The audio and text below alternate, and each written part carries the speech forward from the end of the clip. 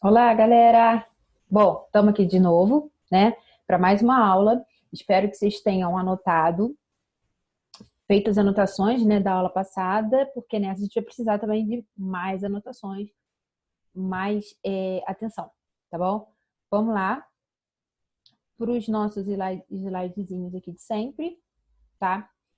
E agora a gente vai ver como e por que o DNA faz a sua cópia.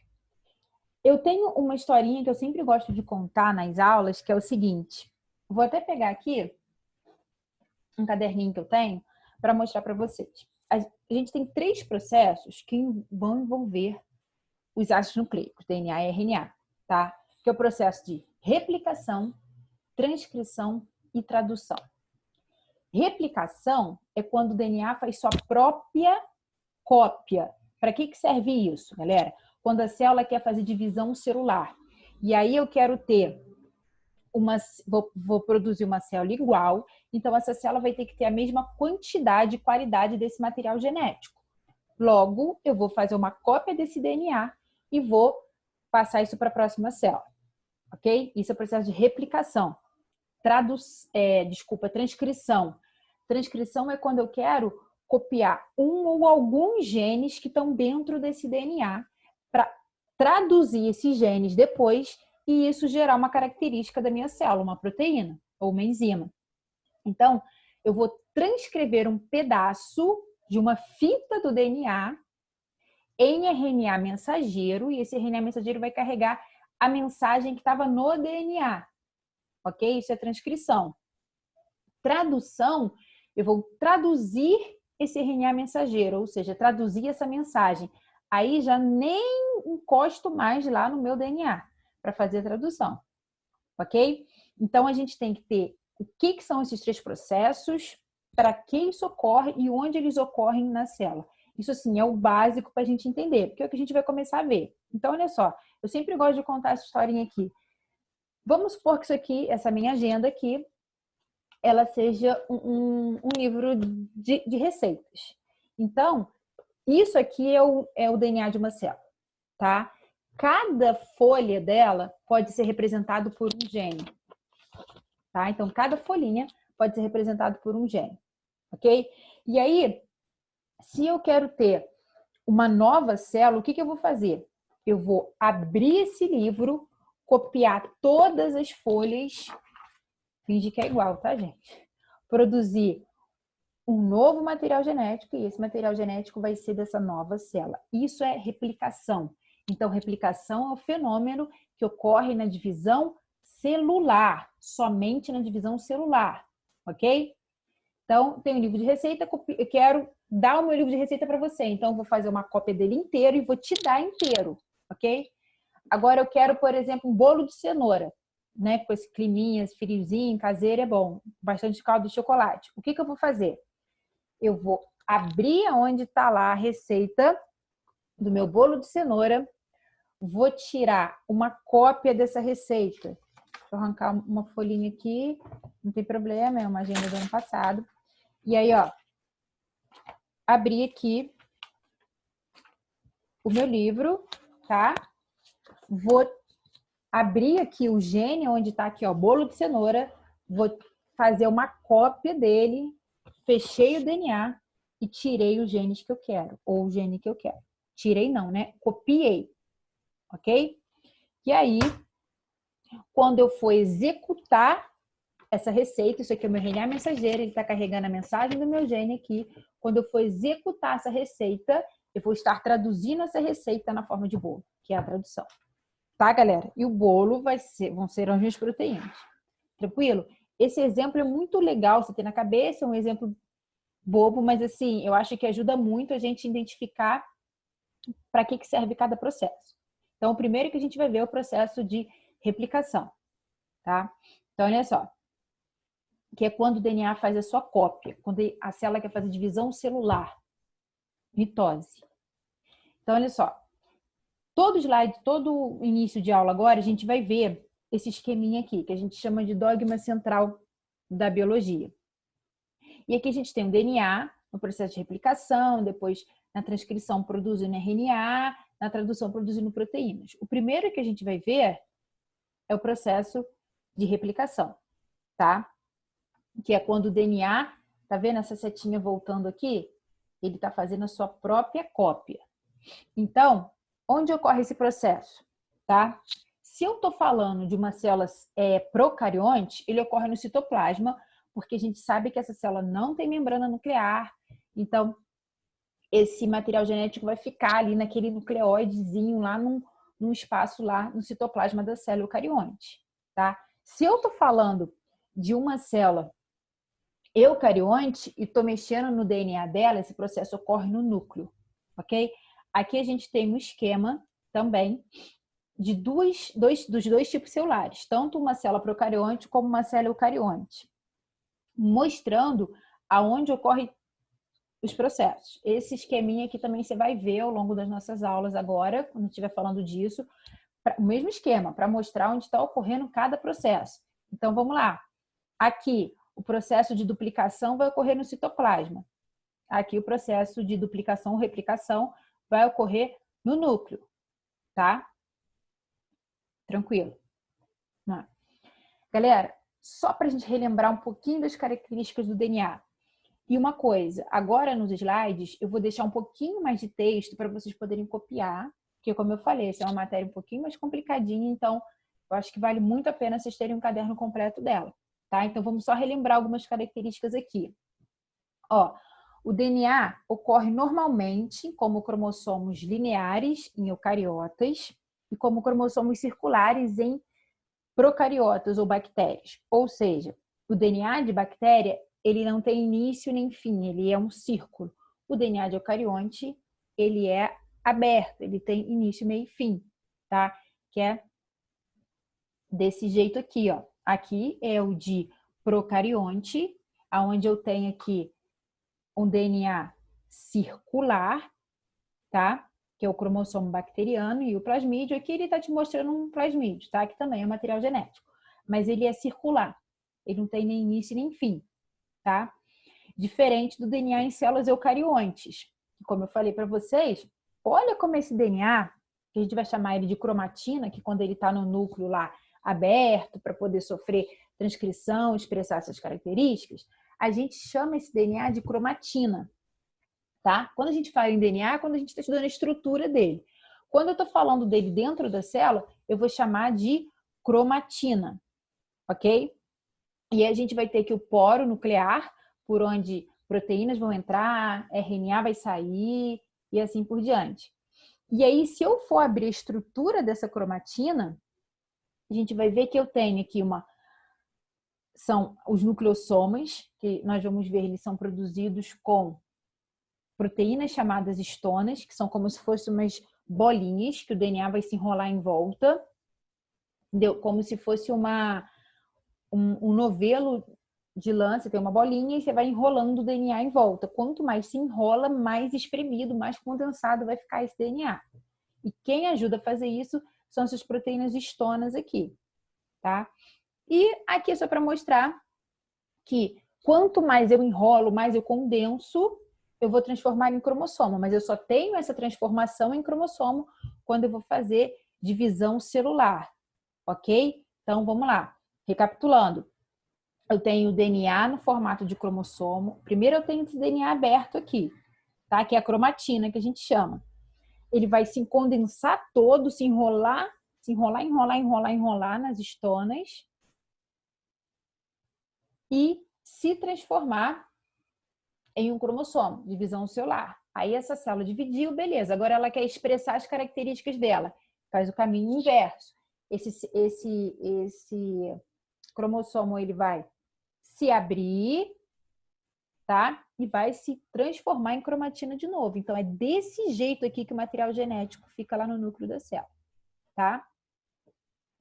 Aqui é só uma micrografia, né? Mostrando para vocês como que é um DNA condensado, uma cromatina condensada, e aqui uma cromatina ainda se enrolando, tá? Nos nucleossomas. Então, aqui a gente está mostrando os nucleossomazinhos e aqui esses como a gente vê ela lá no núcleo que está fazendo está expressando o material genético, tá? E aí, qual a importância dessa condensação do DNA, galera? Dele se condensar e se enrolar, diminuir de tamanho. O DNA, eles são moléculas grandes, eles podem ter, por exemplo, até 10 centímetros de comprimento. Agora, você imagina, 10 centímetros, uma molécula de DNA. Quantas moléculas de DNA você tem numa célula? Quantas células tem no seu organismo? Entendeu? Então, assim, são 10 centímetros de uma molécula que você não vê, que está dentro de um núcleo que você não vê, de uma célula que você não vê. Isso é muito doido. Muito doido. Olha o meu olho, é muito doido, né? Então, olha só. Vamos voltar aqui. Então, a informação transportada pelo DNA está contida em sequências que são chamadas de genes, que a gente já falou. Então, o DNA ele deve ser capaz de armazenar uma informação de um indivíduo, tá? E transmitir essa informação. E também ser suscetível a mutações, que é uma característica crucial para a gente ter seleção natural, para a gente ter evolução das espécies, né? E aí, quando eu quero passar ele para uma outra célula, ele tem que ser duplicado corretamente para poder fazer essa transmissão das características para outra célula de forma correta.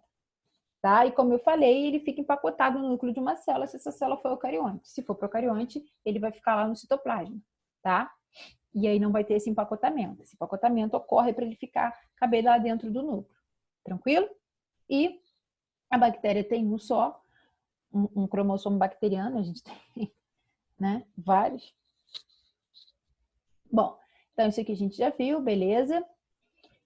E aqui, galera, primeiro a gente vai dividir essa aula em duas partes. Primeiro eu vou explicar essa controvérsia aqui da replicação, como é que os caras conseguiram descobrir efeito, né? Conseguiram elucidar a questão da duplicação do DNA ser semi-conservativa, qual a importância disso, tá? E depois explicar como é que é esse mecanismo enzimático da replicação. Então, olha só, a gente sabe, até hoje, o que a gente tem de estudo, é que toda vez que o DNA ele se duplica, essa duplicação ou replicação, ela é semi-conservativa, tá? O que é semi-conservativa, que é a nossa hipótese A que explica? Toda vez que se produzir uma molécula de DNA, lembrando que esse DNA tem duas fitas, esse novo DNA ele vai ter uma fita antiga e vai ter uma fita nova, tá? Então, essa nova célula que vai ter esse material genético, ela vai ter um material genético que possui uma fita mais antiga, grudada ao que possui uma fita nova, Qual a importância disso? É de você conseguir ter, primeiro, quando você está fazendo uma cópia de DNA, é muito importante que você tenha essa cópia correta, tá?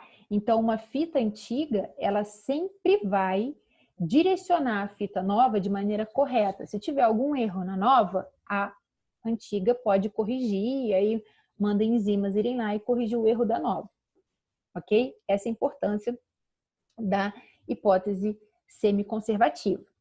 A hipótese conservativa, você produziu duas novas fitas, essas duas novas fitas vão se unir e vão ser passadas para outras células. Se tiver erro, se tiver mutação, nada pode ser feito, tá? E a dispersativa, você tem o DNA, abre as duas fitas, faz uma cópia, mistura tudo e assim vai, tá? E aí, galera, a gente teve experimentos para falar disso. Então, olha só. Primeiro, como é que é feito um DNA? Olha só. Aqui, vamos supor que eu tenho aqui um DNA, tá? Já desenrolei, ele já não está mais em dupla hélice. E aí, eu vou querer fazer uma cópia desse DNA. Deixa eu pegar aqui mais outros dois. Eu não tenho lápis da mesma cor, mas... Ah, não, tenho dois lápis aqui rosa, tá? Para ficar igual. Então, olha só. Aqui eu tenho dois DNA. Aliás, duas fitas de DNA. O que seria a replicação semi-conservativa, que é o que ocorre? Então, lembrando, para que eu estou fazendo essa replicação? Para que eu estou fazendo essa duplicação? Porque eu quero ter uma nova célula com esse mesmo material genético. Então, eu vou duplicar ele todo, fazer a cópia dele todo, tá? Então, o que a gente tem aqui? A gente tem o seguinte. Deixa eu só ligar meu computador, que eu acho que ele saiu da tomada. Peraí.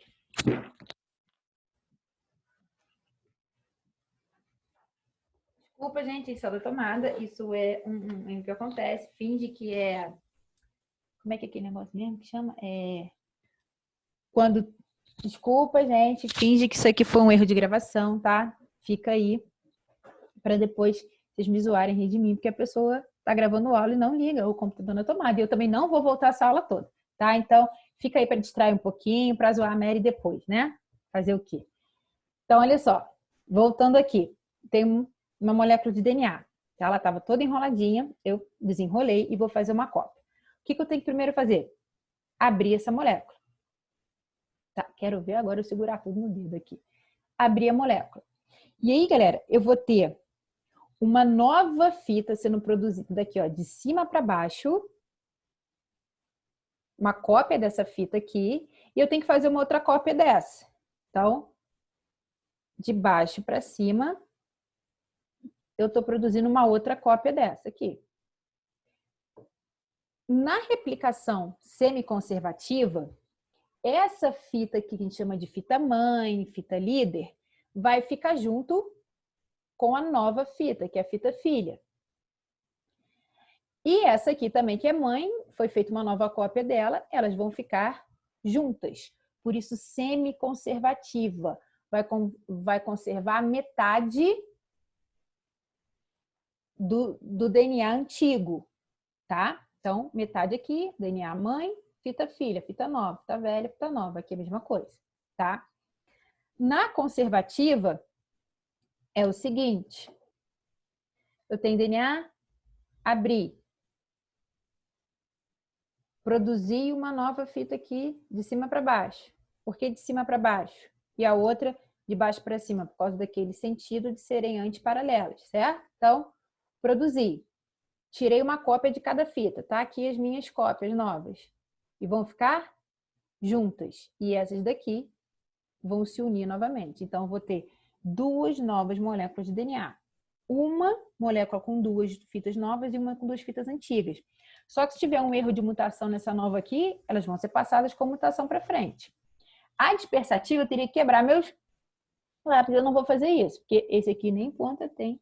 Isso eu adoro lápis, tá? Então, não vou quebrar. É como se eu fizesse a cópia, misturasse tudo e fizesse um embaralhamento ali e vai sair tudo junto.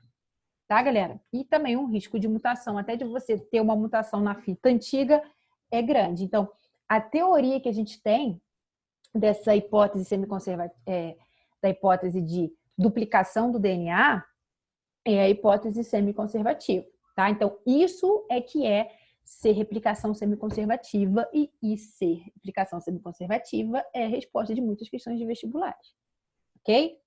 Então, essa é a importância dela. Agora, como que os caras descobriram... eu odeio descobrir. Mas como é que os caras, eles fizeram essa hipótese? Como é que eles testaram essa hipótese? Então, você tinha dois caras lá, no final da metade lá do século XX, que foi o seguinte. Eles pegaram... Presta atenção que isso aqui cai em prova, tá? Eles pegaram o material genético, um DNA, e colocaram nesse DNA com nitrogênio 15, tá? Nitrogênio 15, se eu não me engano, é nitrogênio radioativo. Marcaram com ele com nitrogênio 15. Toda vez que você marca uma substância com uma substância radioativa, aquela substância vai substituir a original, tá? E por que nitrogênio? Porque eu tenho nitrogênio na constituição dos ácidos nucleicos, lá na base nitrogenada. Então, o nitrogênio que eu colocar vai assumir o lugar ou vai marcar o nitrogênio que já existe na molécula, ok? E aí, todo o caminho vai ser marcado agora por aquele substância marcador, ou substância radioativa que entrou na molécula, tá? Então, a gente tem aqui uma substância na letra A com nitrogênio 15, tá? Que é uma molécula original. Aí, eu adicionei nesse meio agora nitrogênio 14. Então, se a gente olhar aqui, que vai ser o vermelhinho, toda vez que eu for fazer uma nova fita, essa nova fita vai absorver do meio o nitrogênio 14 para ser composta, tá? só uma coisa. O que os caras fizeram? Pegaram um tubo de ensaio, colocaram ali as pentoses, que são açúcares, colocaram bases nitrogenadas, no caso aqui de baixo com nitrogênio 14, colocaram enzimas, colocaram tudo dentro daquele tubo que é preciso ter para a molécula de DNA se formar sozinha ali dentro. Tá? Eles deram essas condições. Por isso que eu vou ter dentro de um tubo uma produção de material genético. Tá? Então, voltando aqui. Nesse tubo aqui na letra B, eles colocaram nitrogênio 14 e a molécula começou a se duplicar. Então, as moléculas novas que começaram a ser produzidas, fitas novas, vão ter o nitrogênio 14 aqui no meio. Então, vou ter metade de 15 e metade de 14. Agora, uma outra geração. Coloquei mais substância ali para ela, para o DNA se replicar. E aí, o que a gente tem? Esse aqui, branquinho, ainda é da antiga, tá? A gente vai ter essas duas novas fitas se abrindo. Uma dessas, essa fita vermelha aqui, vai ser base para uma nova vermelha que vai estar sendo produzida. Essa vermelha aqui também vai ser base para uma nova vermelha que está sendo produzida. E a branca aqui que abriu foi base para uma nova vermelha a ser produzida. Do outro lado, a mesma coisa. No final, o que eu vou ter? Mais nitrogênio, no final dessas gerações, eu vou ter mais nitrogênio 14 do que 15. Aqui eu tinha duas fitas com 15, aqui duas com 15, duas com 14. Aqui duas com 15, uma, duas, três, quatro, cinco. Peraí. Duas com 15. Uma, duas, três, quatro, cinco, seis com 14. Então, no final, eu vou ter muito mais carbono 14 do que o 15, tá? E isso mostra pra gente por que essa replicação ou duplicação ela é semiconservativa, tá? A gente pode ver aqui. E mais do que isso, aqui nesse desenho ele te fala que o nitrogênio 15 ele tem uma densidade mais pesada, ele é mais pesado, então ele vai se acumular mais no fundo, a densidade dele é maior, ele vai se acumular mais no fundo do tubo de ensaio. O 14, a densidade é menor, então ele vai ficar mais para cima, que é o que a gente vê aqui, tá? E o que também já caiu em prova. Essa aqui é uma questão da UERJ, tá? Em que ela demonstra pra gente esse experimento. E é o seguinte, a gente nem precisa ler o texto aqui não, mas eu vou ler, tá? Para não ficar... Ele fala assim, que numa cultura de células teve inicialmente o seu ciclo de divisão sincronizado, ou seja, todas iniciavam e completavam a síntese de DNA ao mesmo tempo. A cultura foi mantida em um meio nutritivo normal e após um ciclo da replicação, as células foram transferidas para outro meio onde todas as bases nitrogenadas continham isótopo de nitrogênio 15, em substituição ao 14. Nestas condições, essas células foram acompanhadas por 3 gerações seguidas. O DNA de cada geração foi preparado e separado por centrifugação conforme a densidade, que a gente viu lá naquele gráfico. Observe o gráfico correspondente ao resultado obtido na primeira etapa do experimento, na qual as células se reproduziram em meio normal com o nitrogênio 14. Tá? Então, olha só, aqui a gente tem quantidade de DNA por densidade. Então, inicialmente, aqui eles só trocam o 14 pelo 15 daquele desenho anterior, tá? Então, ele fala que inicialmente você tinha com 14. Então, beleza. Então, a gente tinha aqui bases nitrogenadas com nitrogênio 14, numa densidade menor, tá? Então, a gente tem que ver que depois vai ter uma geração onde eles vão ter que estar equilibrados e depois uma geração onde eu tenho 15 maior. Vamos ver. Observe agora os gráficos correspondentes aos resultados obtidos para cada geração após a substituição do nitrogênio por base, do nitrogênio das bases por nitrogênio 15. Então, ele te deu inicialmente um DNA, que as bases nitrogenadas tinham nitrogênio 14. Depois, ele colocou nitrogênio 15 naquele ambiente em que elas estavam, e aí ele quer o gráfico que mostra os resultados correspondentes à primeira, à segunda e à terceira geração, tá? Então, a gente tem aqui o primeiro gráfico. E aí, esse gráfico, ele se duplicou. Como é que vai ser o gráfico dessa primeira geração a partir da duplicação desse daqui?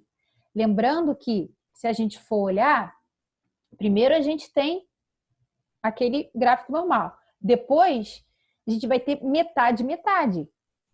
Tá? Metade das fitas vão ter o 14, metade vão ter 15. E a gente volta para esse gráfico aqui. Qual deles estão ali? Qual deles gráfico tem a densidade ali intermediária? Tá ali no meio. Hein, galera? Vamos pensar. O X, o Y ou o Z? Pô, Mary, o Y. O Y tem uma densidade intermediária, porque o que eu fiz? Eu misturei uma substância menos densa com uma mais densa. Ficou ali no meio, intermediário. Então, beleza, a gente começa pelo Y, já dá o gabarito, vida que segue, né? Você faria isso lá na sua prova, mas como a gente está explicando a matéria aqui, a gente vai seguir. Então, a resposta, sim, Y é a única resposta que começa com Y, você já tasca lá a sua resposta, letra D, tá? Mas vamos ver por que o Z depois. O que acontece no Z? Olha só. No Z a gente já vai ter uma concentração maior do nitrogênio 15, tá? E a do nitrogênio 14 vai diminuindo. O X, ele mostra que no final a gente vai ter uma concentração muito maior de 14 com 15 bem menor.